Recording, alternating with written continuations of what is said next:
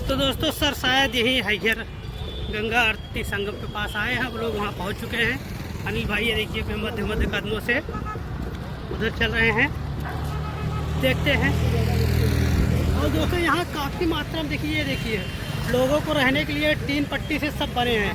3 पट्टी से ये देखो घेरा गया है, यहाँ पर लोग रहेंगे। हाँ वो देखिए आ गए शायद सर, चलते हैं आपको दिखाने। चलो नहीं भाई दौड़ो। देखिए हम लोग दौड़ चल रहे हैं।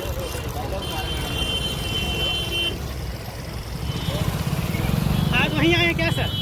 वो हैं यार, खड़े हैं सफ़ेद सफ़ेद पहनिए।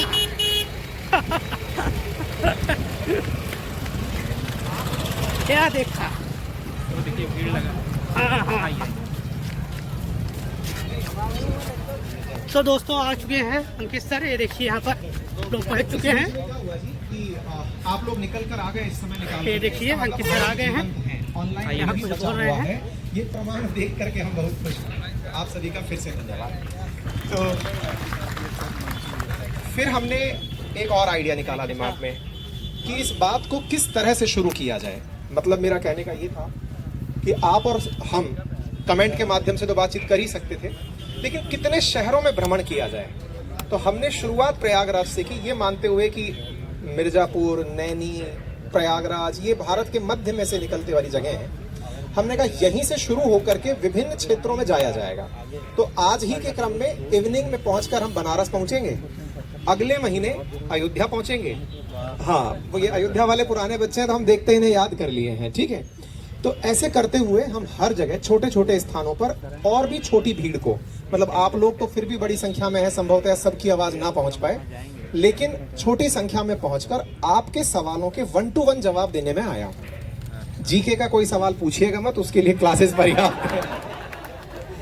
बहुत सी ऐसी बातें जो इस एज में होती हैं। इस एज में क्या होती है, मैं आपके दौर से गुजरा हूँ। सबसे बड़ी परेशानी तो यही होती है सर, भविष्य को लेकर बड़ा ही असमंजस बना रहता है, क्योंकि अधिकांश आप में से वो लोग हैं जो सरकारी नौकरी को अपना फ्यूचर मानकर चल रहे हैं, है ना। तो ये सारे सवाल हैं, हमारी टीम आप तक माइक पहुंचाएगी।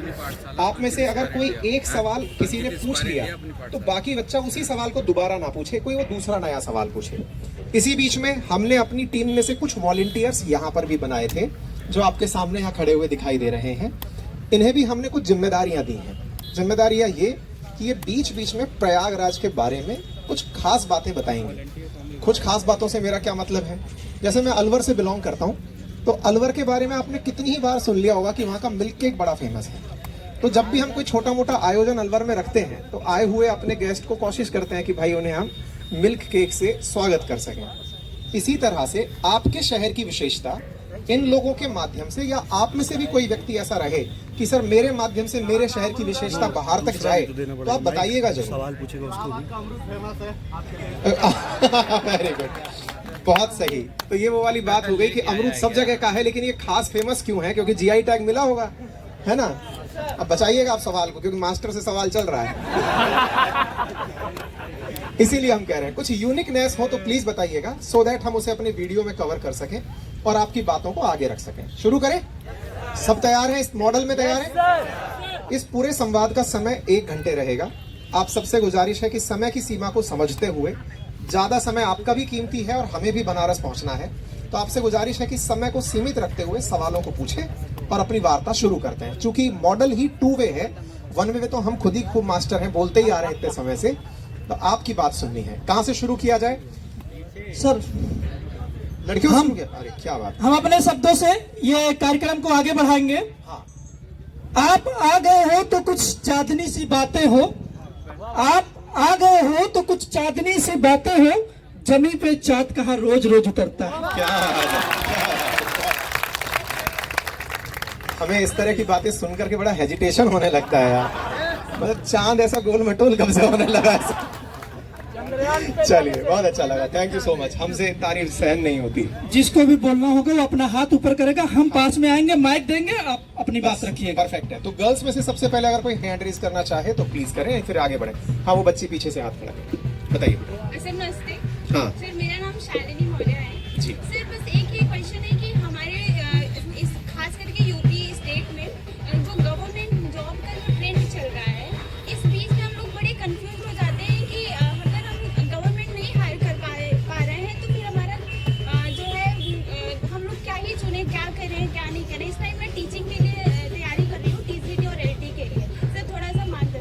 देखो इनका जो सवाल है ना, ये पूछते पूछते पटरी से उतर गई। सवाल रिफ्रेम कर देता हूं मैं आपका, सो दैट बहुत सारे लोगों का सवाल उसमें बन जाएगा।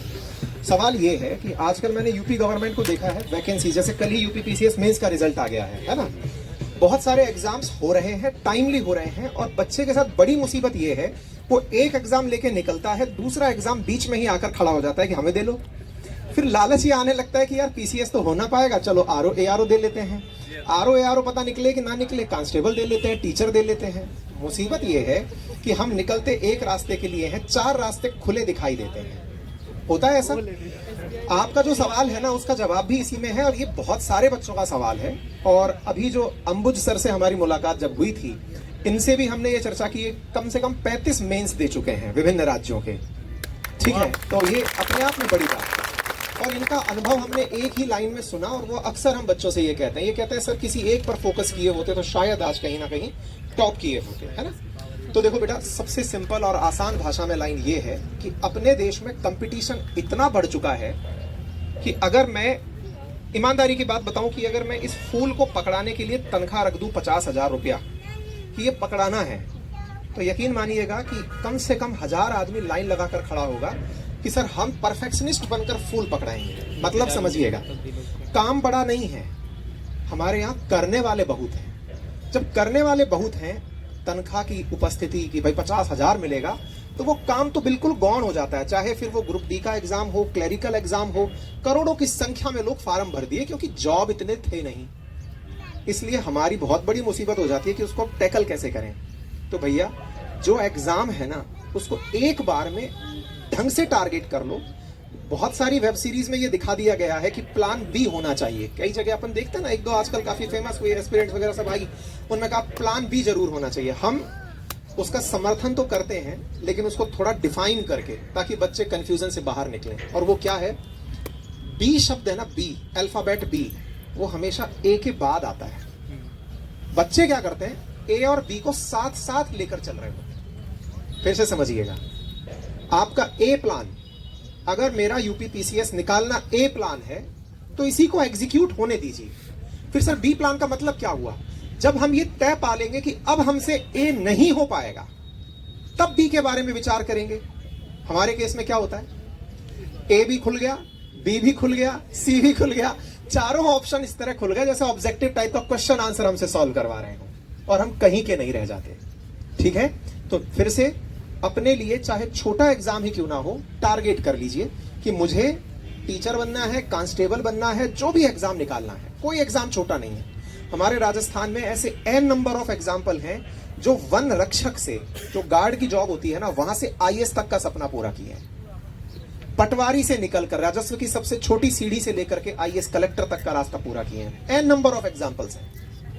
एग्जाम कोई छोटा कोई बड़ा नहीं होता, प्रायोरिटी बड़ी होती है। एक को प्रायोरिटी बनाइए आवश्यकता अनुसार। संभव है आप में से बहुत सारे लोगों की प्रायोरिटी जेब में कम धन होने के चलते शुरुआती रौब पर छोटी सीढ़ी हो कि हम इसको पार कर लें, कर लीजिए। नहीं, फलाना सिंह क्या कहेगा, यार तुम तो बड़े टैलेंटेड थे, मेरिट में आए थे, तुम तो आईएएस बनने चाहिए थे। बोले भैया पैसा भी तो लगता है ना, कोचिंग 1.5 लाख रुपया ले रहे हैं, 1.5 लाख रुपया साल का खर्चा हो रहा है, हम कहां से लाएंगे? मेरी बात से सहमत है? चलिए आगे पूछे दूसरा सवाल। हथाली बजा सकते हैं, इससे औरों को भी मोटिवेशन मिलेगा। जवाब करिए। हाँ जी, हाँ, दोनों माइक एक साथ रख लीजिए। हाँ, प्रणाम बहुत सारा आशीर्वाद। प्रणाम। सर, मेरा क्वेश्चन ये था कि जैसे हम लोग मिडिल क्लास से बिलोंग करते हैं, तो जो हमारा टारगेट रहता है वो जैसे उसमें टाइम मैनेजमेंट एक तो प्रॉब्लम होती ही है, प्लस हमें मतलब अपने रिलेटिव, अपने घर वालों को भी ये समझाना हम ये कर सकते हैं। तो उनका ये रहता है कि पहले एक छोटा एग्जाम टारगेट करो, इसको पहले मतलब निकालो, तब हम मानेंगे कि हाँ तुम उस मतलब लेवल पे हो कि हाँ प्रिपरेशन कर सकती हो कि नहीं कर सकती। तो सर उनको कैसे हम समझाएं कि हमारे मतलब कि इंटरेस्ट इस साइड नहीं है, तो हम तैयारी नहीं कर सकते कितना भी कोशिश कर रहे हैं। आपने अगर पहला क्वेश्चन ध्यान से सुना था तो मैंने वो छोटे एग्जाम का आंसर तो दे दिया था, हो गया था ना पहले क्वेश्चन का। तो अब जो दूसरा क्वेश्चन है ना आपके अंदर कि रिलेटिव्स को कैसे समझाएं, उसका मैं जवाब दे देता हूँ, क्योंकि आधा सवाल का जवाब मैं दे चुका हूँ। और जो आपने लाइन बोली मिडिल क्लास, इसका जवाब भी साथ साथ मैच कर देता हूँ। आप, मैं, इस समाज में जितने भी लोग गवर्नमेंट एग्जाम की तैयारी कर रहे हैं, वो या तो लोअर क्लास से हैं या लोअर मिडिल क्लास से हैं। इस देश की अपर मिडिल क्लास ने और अपर क्लास ने गवर्नमेंट एग्जाम देने छोड़ दिए हैं, है ना। ये पहले समझिए। तो इस बात को तब बोलिए ही मत कि हम मिडिल क्लास से हैं कि लोअर मिडिल से हैं कि लोअर, नहीं भाई, हम ही सरकारी नौकरी चाह के उस क्लास में आना चाह रहे हैं। तो पहला बात तो ये क्लियर है। तो अपनी क्लास को अब अलग से पॉइंट मत बनाइए, निकाल दीजिए दिमाग से। हम संघर्षशील युवा हैं, अपना स्तर बढ़ाकर ऊपर ले जाना चाहते हैं, नंबर 1। अब दूसरा सवाल बना रिलेटिव्स का। ये काफी टफ सवाल है। हमारे सबके डिप्रेशन का बड़ा कारण हमारे रिश्तेदार हैं, लेकिन पता है वो कब हावी होते हैं? एक चीज हम बता दे रहे हैं इस चीज में, और ये सब आप और मैं भी तो एक टीचर का तृतीय श्रेणी शिक्षक थे मेरे पिताजी, जो रिटायर्ड हुए हैं लास्ट ईयर। उनके पास रहकर पढ़ा हूं, तो मैं जानता हूं कि आपकी स्थिति कैसी रही है। तो मेरे लिए कोई ईश्वर ने ऊपर से मतलब सोने चांदी के चम्मच लगा के नहीं भेजे थे। आप ही के बीच में से निकला हूं, आप ही की तरह सोचता हूं, आप ही की तरह काम करता हूं। लेकिन अपने इस दौर में मैंने कैसे टैकल किया उन लोगों को, वो मैं आपको बता देता हूं। एक तो आप में से बहुत सारे लोग जो अपने आसपास के शहरों से निकलकर प्रयागराज पढ़ने आ गए हैं, उनकी एक बहुत बड़ी कमी, अगर मैं सही पकड़ूं तो एक बार हाँ बोलिएगा या फिर थम्स अप कीजिएगा, बताइएगा कैसे भी करके। आप अधिकांश लोग त्योहारों पर घर नहीं जाते। एम आई राइट और रॉन्ग? Yes sir. अधिकांश लोग। मैं ये बात क्यों बोल रहा हूं? क्योंकि आपको डर लगता है कि त्योहार पर घर गए रिश्तेदार मिलेंगे और वो हमें टोकेंगे, और बेटा क्या चल रहा है। बस इसका जवाब मतलब ऐसा लगता है कि आईएएस में कोई मतलब वो कौन बनेगा करोड़पति में लाख रुपए का सवाल 10 लाख रुपए का सवाल भी दिया होता, उससे ज्यादा सवाल टफ ये है कि और बेटा क्या चल रहा है। अब क्या बताएं क्या चल रहा है। और वो बड़े ही अंदाज में खैनी खाते होंगे तो खैनी मसलते हुए, और हाँ बेटे कुछ नहीं यार, खैर तू मस्त रहे। उनका हमको मस्त कहना भी ऐसा होता है जैसे कोई हमें छेड़ रहा है। अरे कोई नहीं, अरे यार बहुत है तेरे बाप के पास, खा तो लेगा ही। कंप्लेंट कुछ भी नहीं, मतलब ऐसी स्थिति क्रिएट कर देंगे आपके साथ कि आपको ये समझ नहीं आएगा कि आदमी हमारे मजे भी ले गया और रोने भी नहीं दिया। मतलब ऐसा ना कि भाई थप्पड़ मारेंगे लेकिन रोएंगे नहीं, तो वो स्थिति हो गई। तो कृपया करके जितने भी शादी समारोह हैं जिनसे आप इसलिए बचते हैं कि यहां जाएंगे तो लोग पूछेंगे, आप जरूर जाइए। ध्यान से समझिएगा इस चीज को। और मतलब ये कितना बड़ा टॉनिक है। आप लोग इधर उधर के मोटिवेशनल स्पीकर्स को सुनते हैं जो आए दिन आजकल खुद ही लड़ के मर रहे हैं।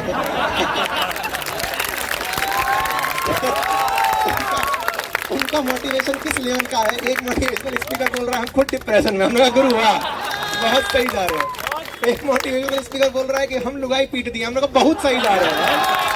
मतलब देश को ऐसे लोग मोटिवेशन दे रहे हैं।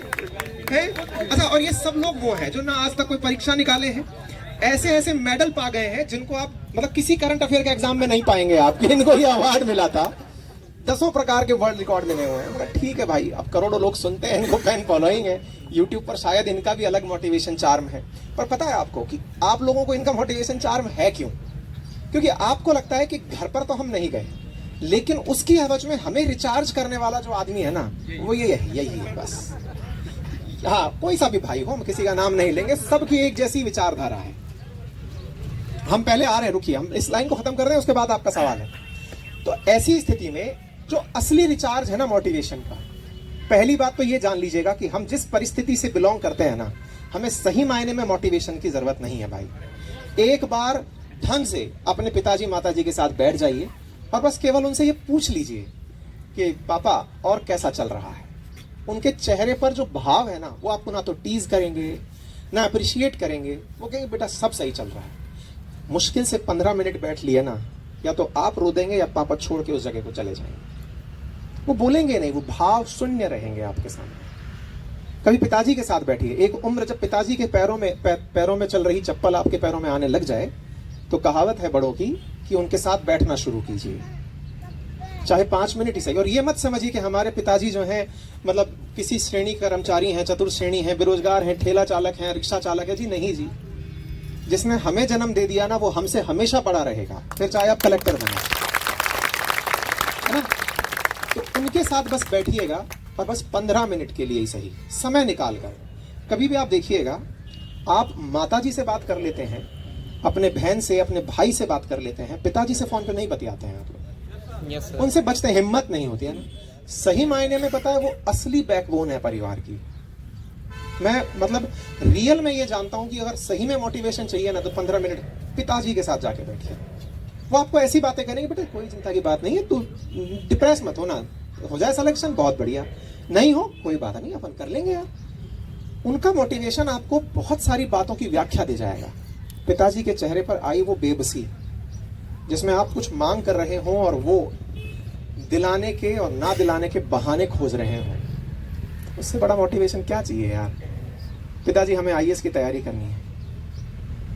अब एक बाप अपने बेटे को मना नहीं कर पाता है, वो ये भी नहीं कह पाएगा कि बेटा मेरे पास पैसा नहीं है। हाँ कर लेना बेटा, क्या बुराई है, कर लो, पापा अभी करनी है, ठीक है कराते हैं तुम्हें, बिल्कुल कराते हैं। अभी तुम, अब वो बात बदले कैसे, उनका अंदाज देखना, सब बाप एक जैसे हैं, वो खट से बात बदलेंगे, क्योंकि वो ये नहीं कह पाएंगे बेटा हमारे पास 1.5 लाख नहीं है, बेटा हमें तुम्हारे पास देने के लिए 4-5 लाख रुपए का साल का जुगाड़ नहीं है। तुरंत बात बदलेंगे। वो तुम जो एग्जाम दिए थे उसका क्या हुआ, दिए थे ना, वो क्यों ऐसा कह रहे हैं, क्योंकि वो आपको ये नहीं कह सकते कि बेटा मत करो। वो तुरंत गियर शिफ्ट करके, डाउन गियर गाड़ी करके आपके सामने हल्का सा साइड ले रहे हैं। बस ये आपका रियल मोटिवेशन है। बैठिए उनके साथ, वो आपको अपने ही अंदाज में कह रहे हैं कि बेटा पहले तुम ये नौकरी निकाल लो ना यार, तुम मेरे साथ खड़े हो जाओ ना यार, 1 और 1 11 हो जाओ ना यार, कर लेंगे अपन, है ना। तो रियल मोटिवेशन परिवार में है। परिवार वालों को अपनी ताकत बनाओ। जो भी बुआ, फूफा, चाचा, मौसा, मामा जो भी आपको टीज कर रहा है, जो मोटिवेशनल पंक्तियां लिखते हो ना, इस सुंदर से आदमी ने कही है, इस जोशीले आदमी ने कही है, उनको मत लिखो वहां पे। इस मामा ने कही है, इस फूफा ने कही है, उनको अपनी किताबों के आगे चिपका लो, दीवारों पे चिपका लो। समझ गए भाई साहब, उससे बढ़िया रिचार्ज नहीं मिलेगा। हज का छोटा रिचार्ज भी बहुत छोटा रह जाएगा। बढ़े आगे, चलो नेक्स्ट क्वेश्चन।